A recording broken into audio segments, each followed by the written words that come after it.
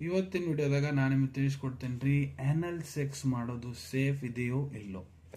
So ಮೊದಲಿಗೆ ಭಾಳಷ್ಟು ಜನ ಕೇಳ್ತಾರೆ, ಸರ್ ಆ್ಯನಲ್ ಸೆಕ್ಸ್ ಯಾರು ಮಾಡ್ತಾರೆ? ಸೊ ನೋಡ್ರಿ, 37% ಪುರುಷರು ತಮ್ಮ ಜೀವನದ ಆ್ಯನಲ್ ಸೆಕ್ಸ್ ಟ್ರೈ ಮಾಡ್ತಾರೆ, 30% ಫೀಮೇಲ್ಸ್ ಇದನ್ನ ಟ್ರೈ ಮಾಡ್ತಾರೆ. ಆ್ಯನಲ್ ಸೆಕ್ಸ್ ಅಂದ್ರೆ ಗುದದ್ವಾರ, ನಿಮ್ಮ ಸಂಡಾಸ್ ಮಾಡೋ ಜಾಗ ಇರ್ತೈತಲ್ಲ ಅಲ್ಲಿ ಸೆಕ್ಸ್ ಮಾಡೋದು, ಅದಕ್ಕೆ ಆ್ಯನಲ್ ಸೆಕ್ಸ್ ಅಂತಾರ್ರಿ.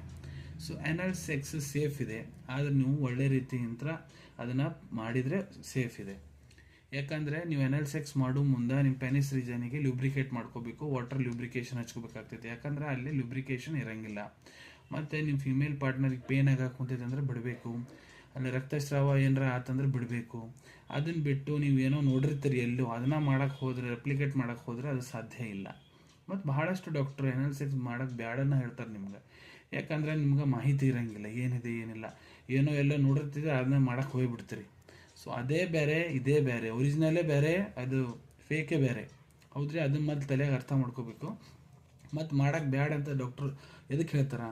ಅಲ್ಲಿ ನೋಡ್ರಿ ಲುಬ್ರಿಕೇಶನ್ ಇರೋಂಗಿಲ್ಲ, ವಜಾನಲ್ ರೀಜನ್ನಾಗ ಲುಬ್ರಿಕೇಶನ್ ಇರ್ತೈತಿ, ಅಲ್ಲಿ ಲುಬ್ರಿಕೇಶನ್ ಇರೋಂಗಿಲ್ಲ. ಎರಡನೇದು ಅಲ್ಲಿ ಆ್ಯನಲ್ ರಿಂಗ್ ಏನು ಇರ್ತೈತಿ ಭಾಳ ಟೈಟ್ ಇರ್ತೈತಿ. ಮೂರನೇದ್ದು ಅಲ್ಲಿ ಸ್ಕಿನ್ ಏನಿರ್ತೈತಿ ಅದನ್ನು ನೀವು ಡ್ಯಾಮೇಜ್ ಮಾಡೋ ಸಾಧ್ಯತೆ ಇರ್ತೈತಿ. ನಾಲ್ಕನೇದ್ದು ನಿಮ್ಗೆ ಸೆಕ್ಷುವಲಿ ಟ್ರಾನ್ಸ್ಮಿಟೆಡ್ ಡಿಸೀಸ್ ಆಗೋ ಸಾಧ್ಯತೆ ಭಾಳ ಜಾಸ್ತಿ ಇರ್ತಾವ್ರಿ. ಅದಕ್ಕೆ ಡಾಕ್ಟರ್ ತಿಳಿಸ್ತಾರೆ ಬೇಡ. ಯಾಕಂದ್ರೆ ನಿಮ್ಗೆ ಪ್ರಾಪರ್ ನಾಲೆಜ್ ಐತಿ, ನಾ ಹೇಳ್ದಂಗೆ ನೀವು ಲುಬ್ರಿಕೇಶನ್ ಹಚ್ಕೊಂಡು ಫಿಮೇಲ್ ಪಾರ್ಟ್ನರ್ನು ನೋಡಿಕೊಂಡು ಅವ್ರ ಸ್ಯಾಟಿಸ್ಫ್ಯಾಕ್ಷನ್ ನೋಡ್ಕೊಂಡು ಮಾಡಿದರೆ ಸೇಫ್ ಇದೆ. ಆದರೆ ನೀವು ಅನ್ನೆಸೆಸರಿ ಏನಾರ ಮಾಡೋಕ್ಕೆ ಹೋದ್ರೆ ಡ್ಯಾಮೇಜ್ ಆಗುತ್ತೆ, ತ್ರಾಸಾಗುತ್ತೆ ರೀ.